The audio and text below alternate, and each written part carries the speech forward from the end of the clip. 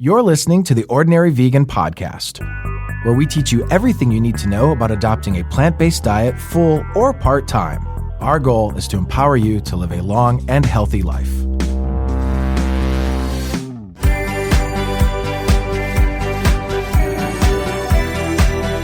If you have any questions, please send an email to questions@ordinaryvegan.net.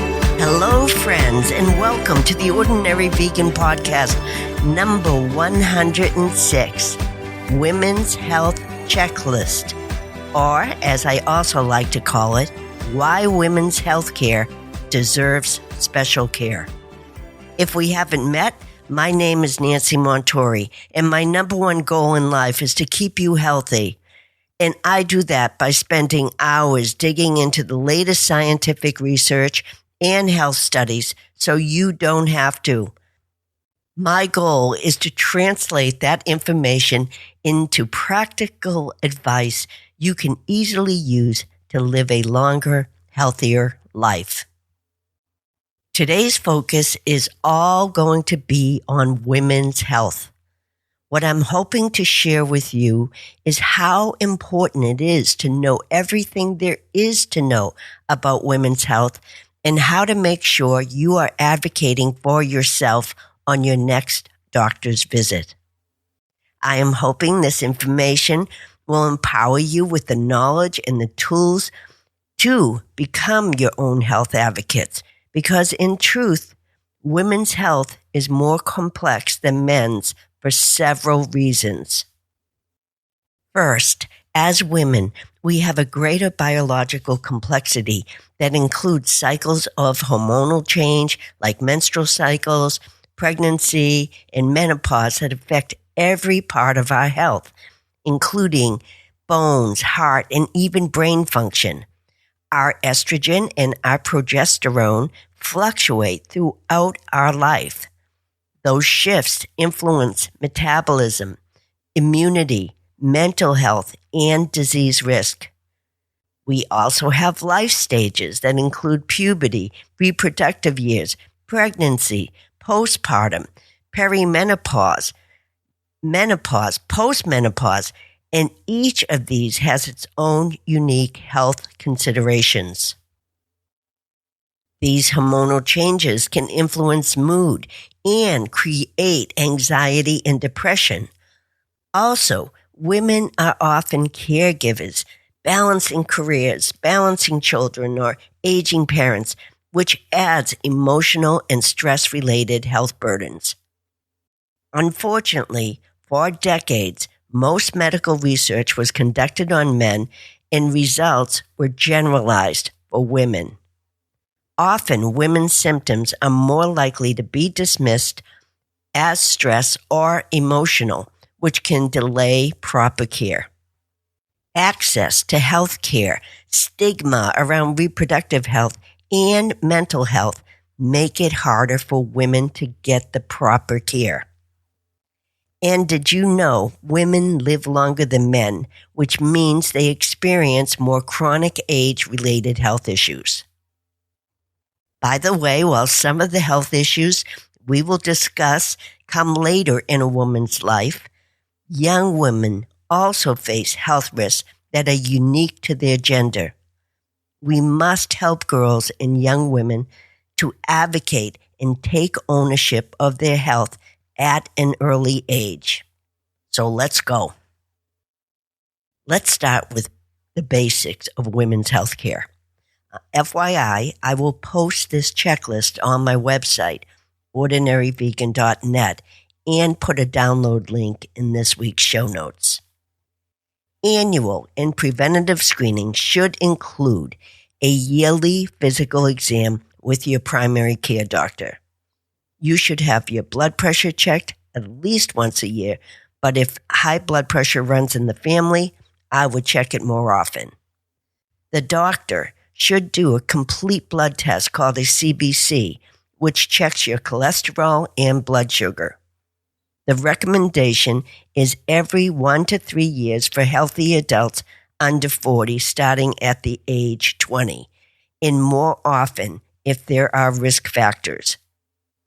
Adults 40 or over should have a complete blood panel every year. If you are vegan, make sure you are checking your D and B12 levels. This isn't always routine in blood tests, so make sure you ask. I also highly recommend an EKG by your primary care doctor because heart disease is the leading cause of death in women globally. And heart disease symptoms in women can often be subtle or ignored.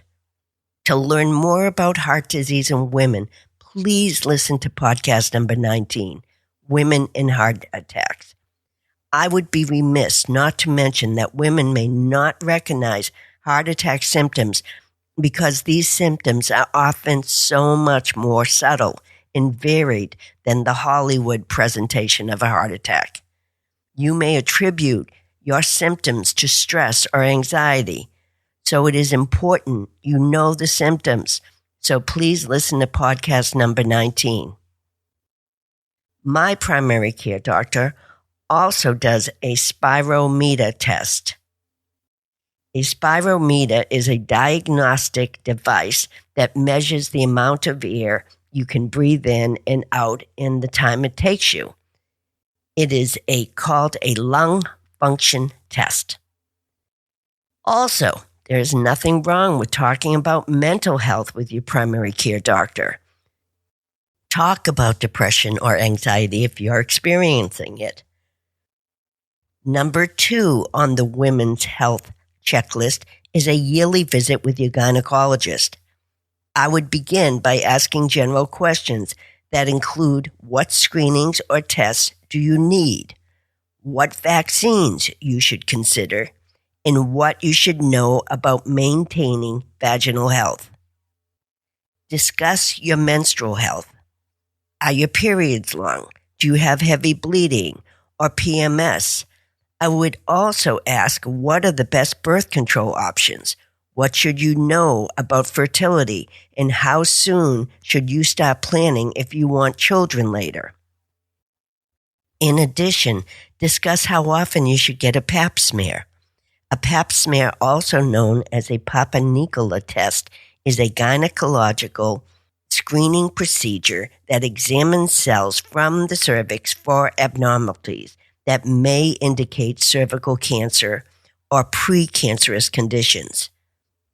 You should also be screened for HPV, which stands for human papillomavirus, which is a group of viruses that can be transmitted through sexual contact. Ask your gynecologist how often. There are different answers to that question online, some recommending a PAP and HPV test every 3 years for adults ages 21 through 65. It is very important you know about breast exams and mammograms. Your gynecologist should do a breast examination and discuss cancer prevention. Knowing what I know now, I would definitely ask for a gene test for mutations, known as genetic testing or DNA testing. Genetic testing is a type of medical test that identifies changes in genes. It usually involves a simple test of sending some saliva to the lab to be tested. Some doctors do blood tests to detect gene mutations. I believe this should be routine because gene tests for mutations can be beneficial for individuals to help with early disease detection and help you make personal prevention strategies like increased screening or lifestyle changes. And of course, negative results can offer you a peace of mind.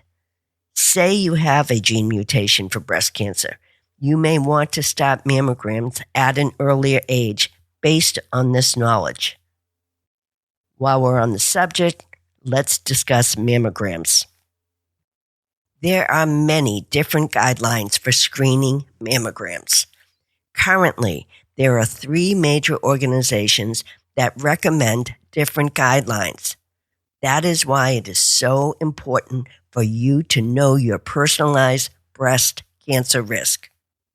According to American College of Radiology, They recommend that women at average risk for breast cancer begin regular screening mammograms at age 40 every year.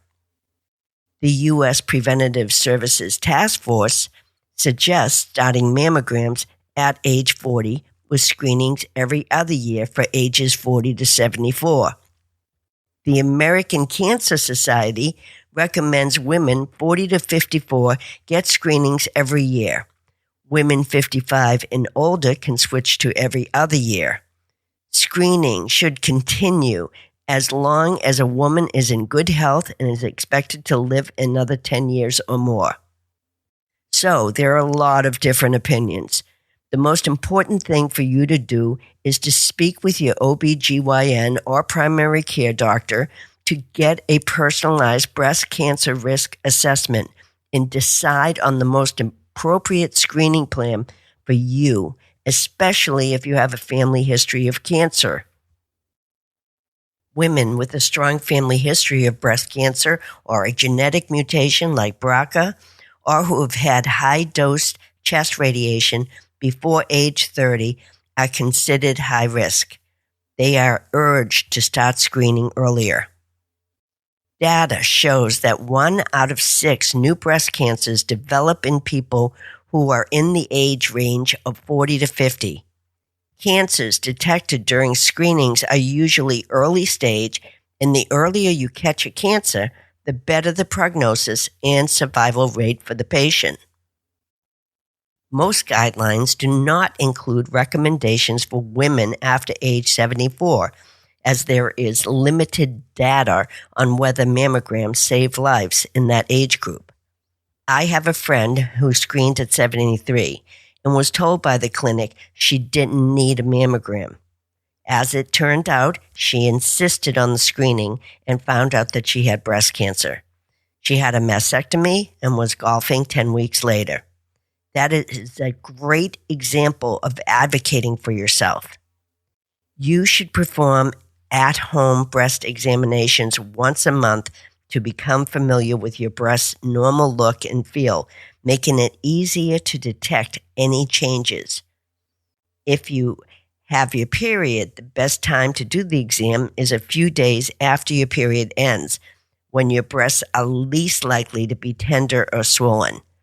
If you've gone through menopause or have regular periods, pick a consistent day every month, such as the first day of that month. Do the same for your skin. Do a monthly self-check for new or changing moles. If you find anything, see a dermatologist immediately. Watch out for a mole that is asymmetrical, has an irregular border, an uneven color, has a diameter larger than a pea, or is evolving in size, shape, or color. Other warning signs are a new growth or sore that won't heal, or changes in sensations like itching, tenderness, or pain. If you have any skin irregularities, go see a dermatologist. Unfortunately, skin cancer rates are on the rise globally. And according to the American Cancer Society, the incidence of melanoma, the most serious type of skin cancer, has increased by over 30% in the past decade. This trend is particularly concerning among young adults, with rates of melanoma rising significantly in those under 30. According to the American Cancer Society, colorectal screening for colon cancer should begin at age 45 for people at average risk. People with higher risk, such as those with family history of colorectal cancer or a personal history of bowel disease, may need to start screening earlier. Discuss this with your doctor, either your gynecologist or your primary care doctor. Stool tests can also detect signs of cancer, and they're not as invasive as a colonoscopy. If a stool test is abnormal, a colonoscopy should be done to follow up and to confirm the findings. You should not hesitate to discuss with your gynecologist all disorders that can affect women of reproductive age. Polycystic ovary syndrome, also known as PCOS, is a hormonal disorder. Symptoms are irregular or missed menstrual periods, acne, weight gain, excess hair growth, or infertility. The causes are unknown, but treatments can help manage the symptoms and help with fertility. Monitor your hormonal health by tracking your menstrual health. Note and write down irregular cycles, heavy bleeding, or severe pain. Do a menopause and perimenopause check-in by monitoring your symptoms. If you're experiencing premature menopause or early menopause, you may want to consider a bone density test. Symptoms of early menopause are irregular or absent periods, hot flashes, night sweats, vaginal dryness, mood changes, and difficulty concentrating. A DEXA scan, also known as a bone density test, usually starts at older ages to monitor for osteoporosis or osteopenia. Osteopenia is a condition where bone density is lower than normal, but not low enough to be diagnosed as osteoporosis. Some doctors will recommend taking a calcium supplement if you are diagnosed with osteopenia or osteoporosis. Basically, it just means you have weaker bones, which is normal when you get older. But in the last 10 years, there have been multiple studies that connect longevity with muscle mass. Women in the highest group of muscle mass had a 20% lower risk of dying from any cause compared to those in the lowest group. So, having more muscle is linked to a longer life, especially for older adults. So, go grab those weights. Now, let's talk about vaccinations.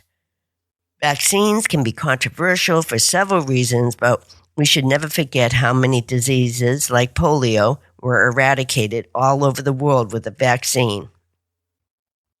Anti-vaccine groups often spread misinformation online, claiming vaccines cause certain health problems.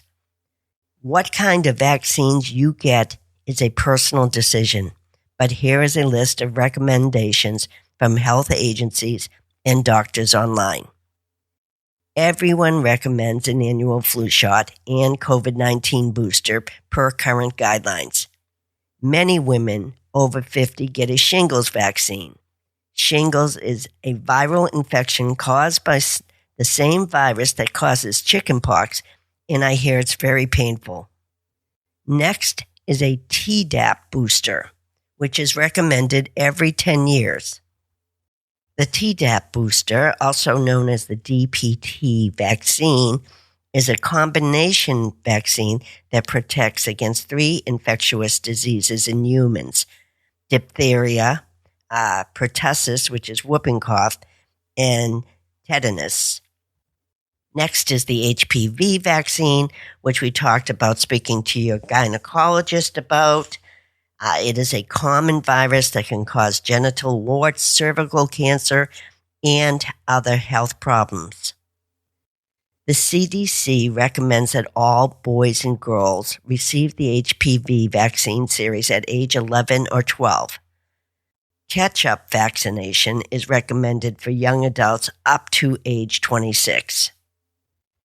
If any of these vaccines apply to you, discuss them with your doctor for more information and to know if it is right for you.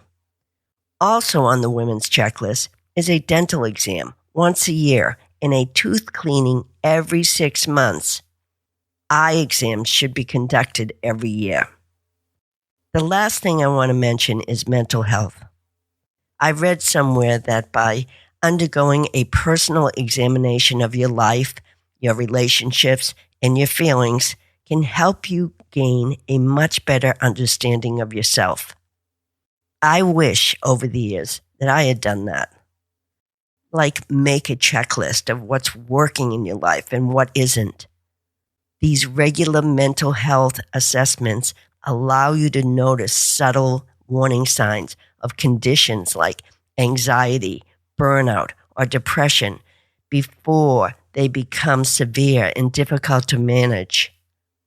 And catching mental health issues early can lead to more effective and shorter treatment periods, reducing the risk of relapse and improving the overall prognosis. Mental and physical health are deeply intertwined. Addressing mental concerns can lead to improved sleep, increased energy, and even stronger immune function. If you do feel like your mental health check-in is something to be concerned about, immediately speak with a mental health professional like a psychologist or psychiatrist to have a conversation and determine what kind of support you need. Always remember, there is absolutely no shame in seeking help, and it is actually an act of courage. You can start by contacting a trusted professional through organizations like Mental Health America here in the U.S., and there are resources like SAMHSA National Helpline and findtreatment.gov. I will put links for these organizations in this week's show notes. Well, that's it for today's podcast. Thank you always for joining me. I so appreciate you. If you found this podcast helpful, please leave a rating and review, and please follow me on Instagram, TikTok, and Facebook at Ordinary Vegan for more health and wellness information. I wanted to remind you that I created a coloring book for children called How Fruits and Veggies Save the Day. It would be perfect to bring over to the kids and your family over the holidays. It's a bright and colorful coloring book that encourages your little ones to eat their fruits and vegetables. You can find it on my website, ordinaryvegan.net, and on Amazon. I so appreciate all of you. I am here to serve you, and I hope I am doing a good job. Till next time. Thanks for joining our plant-based community today. Together, we can accomplish great things. Please subscribe so you don't miss any of Ordinary Vegan's recipes and plant-based tips. If you have any questions or feedback, email us at questions@ordinaryvegan.net. Until next time.